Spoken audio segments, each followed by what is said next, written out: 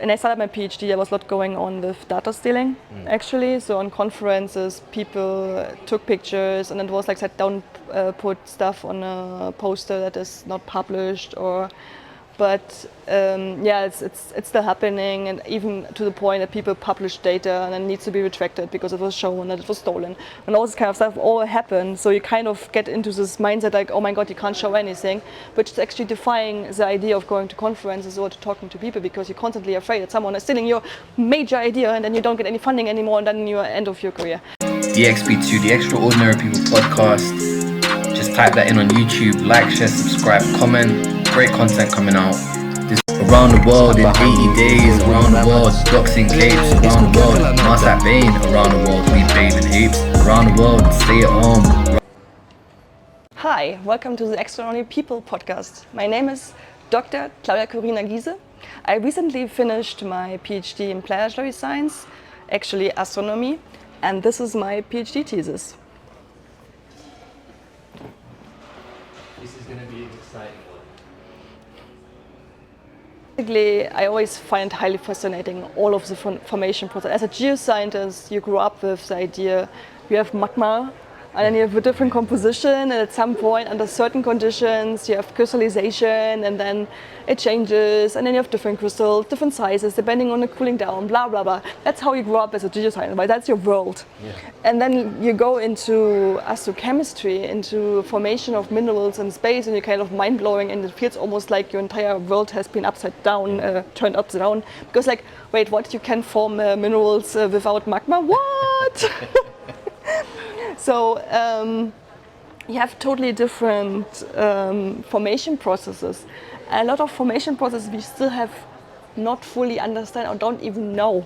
Yeah. Or there are probably still ways we haven't even thought about how certain minerals can be formed. So that makes it so fascinating, because there's just so many question marks. But also frustrating because there's so many question marks. Yeah, so I mean, you're obviously surrounded during these 11 years in Leiden, in Utrecht, by some of the names that are working in these kind of fields. Did you struggle with motivation dips? I mean, it's a very long time. First of all, there are not many people working in that. Like if it's about meteorites, yes. If it's about organic molecules, yes. If it's about working polycyclic aromatic hydrocarbons and meteorites, then we're going down to maybe less than 5 people in the world. So, 5 people in the world? Yeah. Well, there you have it, ladies and gentlemen. Claudia is very rare. Yeah. I mean, it's like, it is, yeah. Okay. So you truly were, to some degree, on your own little island, I guess. Yeah, but it's very difficult as a PhD student if you are alone, and also your supervisors have not yet the experience. Because the cool thing on the subject was it brought together astronomy and geoscience. And I was basically the bridge between these two. It also meant I had to be able to speak both languages. Coming from geoscience, no problem. But I had to learn the language of astronomy and also combine them and find a common language for both sides. So what did that include? I mean, did you have to brush up on your physics? Chemistry is a given by the sounds of it. I'm sure you did it before, but I'm just trying to think in subjects that the everyday people would maybe be more familiar with. What kind of, was it your numerical skills that you needed to sharpen up? Just run me through that a little bit. I think coordination was more like it. Because you had to find the right balance on what to focus on, and because so many things are unknown, you get easily lost, which I definitely got at the beginning.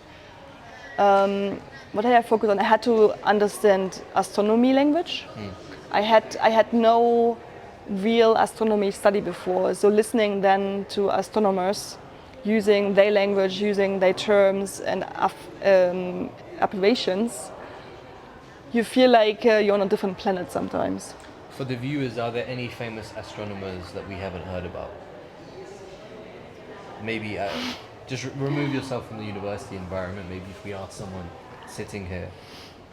Any astronomer we haven't heard about? No, I don't know. I'm personally not someone who idolizes people, so I don't remember names. Fair enough. Okay, I guess that's a healthy attitude to have. Um, I think, Claudia, the thing that I wonder is, were you doing a lot of two remarks actually before I yeah. First and foremost, by the sounds of it, PhDs, there's this whole discussion. Sometimes PhDs, when they graduate, people will ask, oh, sometimes it's not always clear for recruitment people what exactly a PhD entails. And I can imagine if you haven't been through that process, it would be maybe difficult to understand. But by the sounds of it, your planning skills and your data management skills are, for most PhDs, I guess, are supposed to be very, very good. And especially when you describe the process of planning, foreseeing, these kind of things. If you were advising Claudia from 11 years ago, now you know what you know now, what kind of work would you advise yourself to be looking for? I think what I would advise everyone from the beginning, check out your network. No, if you don't have a network at the beginning, start a network, look up who's also working in this field and get in contact with people. Even if your supervisor is supposedly expert in the field, as you need opinions from different people, you need views from different people. Sometimes you just need someone who hates your work, but at least he or she points towards something you haven't considered because you believed in your work, and then suddenly comes someone around and says like, oh, this is all bullshit, and it's like, maybe this person has a point. And how can a person deal with that? If you've spent so long working on something, and you put yourself out there only for those ideas to be shut down. Well, this is obviously something that every person will experience, I guess. Let's say work doesn't define us. Yeah. If you are not able to detach your own being from your work, then I would highly recommend to visit someone who can help you doing that. Because if you feel like your work is what defines you, then you don't know who you are. Very, very profound. That's very profound. Okay. You're a free thinker by the sounds of it. Okay. So the other thing I think I was going to say is that, like, with 5 other people in the world who are doing PhD. Yeah, I'm guessing. No, but I mean, does that mean that there's a lot of Zoom calls? There's some backwards and. I mean, are you friends with these people? Are you rivals? Someone else is going to discover the quantity. I mean, the funny thing is, and I started my PhD, there was a lot going on with data stealing, actually. So on conferences, people took pictures and it was like, said, don't put stuff on a poster that is not published, but it's still happening, and even to the point that people publish data and it needs to be retracted because it was shown that it was stolen, and all this kind of stuff all happen. So you kind of get into this mindset like, oh my god, you can't show anything, which is actually defying the idea of going to conferences or to talking to people, because you're constantly afraid that someone is stealing your major idea and then you don't get any funding anymore, and then you're end of your career. And you've seen examples of this, or you've heard? Oh yeah, data stealing is happening, and right. That's actually luxury of my subject, because there are only a handful of people. Nobody would care to steal the data. So you kept a healthy distance from one another, I guess. So. I made the mistake of not getting in contact because I did not know that I can do that. Yeah.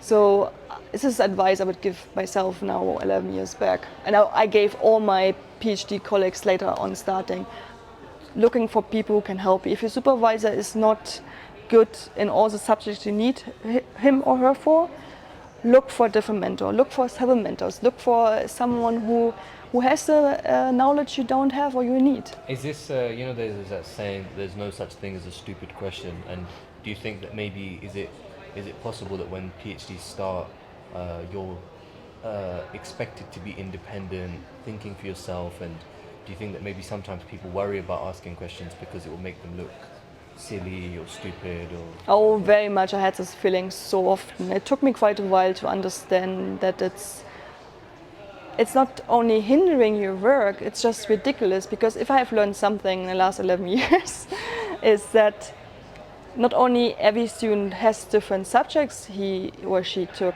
every university is teaching different material.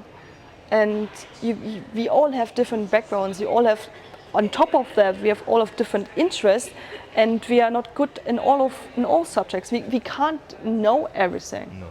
So it took me quite a while to realize and get over these kind of like, I can't ask this question because then people think you're stupid. And there are people who actually consider you as stupid because you're asking a question which is obvious for them, but maybe not obvious for the everyday person. Exactly. And that's something that I think I personally faced a lot, which is the reason I'm interested in asking these questions, is that very often you have people who, to you, your reason for doing something, and it's really interesting to hear you say that your work didn't define your life and you came to that conclusion, but sometimes it is the thing that comes up in conversation, right? Hey, what are you up to nowadays? And I don't know, if someone is discovering a new moon of Titan or something like that, then that's their big thing to talk about, right? And if you then feel that you don't know enough about it, or there really seems to be something that psychologically you have to go through to be in that position, basically. I think the only way to get through it is by getting pulled out of this bubble. Yeah. Because if you're only stuck in a PhD bubble, surrounded by PhD students, worst case scenario, all working on a similar field, you don't even realize how insignificant you work. I think maybe for everyday people, when they hear about the broad things that you're doing, it would be super interesting, but you would maybe know that it's because scientists are very often self-deprecating, they're very honest, maybe not with the data stealing, but people will tell you when they don't know something, or they'll say that I'm not sure exactly, I can't give you a definitive answer. And I think that sometimes the public just wants to know, black and white, what does this mean and what this doesn't mean. And sometimes I think that that's difficult to do, which is obviously a whole branch of science communication. But yeah, I don't know if you experience that with family members or stuff. If on the dinner table they asked you how many atoms in a pH, did that interest them at all? I think the more common question, instead of my topics, I was like, asteroid, that's so cool, and space. I think the more common question most scientists have to deal with if they're not working in very fascinating science is, what does it work for? What any application does it have? How much money does it bring? How does it bring us forward? And more like the capitalistic point of views, which a scientist usually not considers when he or she does science. Yeah, that's a whole different subject.